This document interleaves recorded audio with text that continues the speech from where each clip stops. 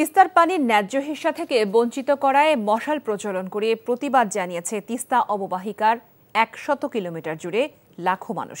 লালমনিরহাট সদর উপজেলার তিস্তা নদী প্রান্তে এই কর্মসূচির উদ্বোধন করেন বিএনপির কেন্দ্রীয় সাংগঠনিক সম্পাদক ও তিস্তা নদী রক্ষা আন্দোলনের প্রধান সমন্বয়কারী আসাদুল হাবিব দুলু। উত্তরের তিস্তা ব্যারাজ থেকে লালমনিরহাট, কুড়িগ্রাম, গাইবান্ধা, রংপুর ও নীলফামারী জেলার তিস্তা পাড়ের লাখো মানুষ এতে অংশগ্রহণ করেন। কর্মসূচিতে একাত্মতা ঘোষণা করেন তিস্তা বাঁচাও, দেশ বাঁচাও আন্দোলন সহ বিভিন্ন রাজনৈতিক দলের নেতাকর্মীরা। এ সময় আন্দোলনকারীরা হুঁশিয়ারি উচ্চারণ করে বলেন, নভেম্বরের মধ্যে তিস্তা মহাপরিকল্পনার কাজ শুরু করতে হবে, নয়তো তারা বৃহত্তর আন্দোলনের ডাক দিবে।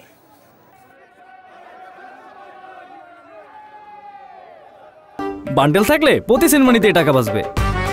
বিকাশ সেনমানি বান্ডেল কিনে জিতুন প্রতি লেনদেনে।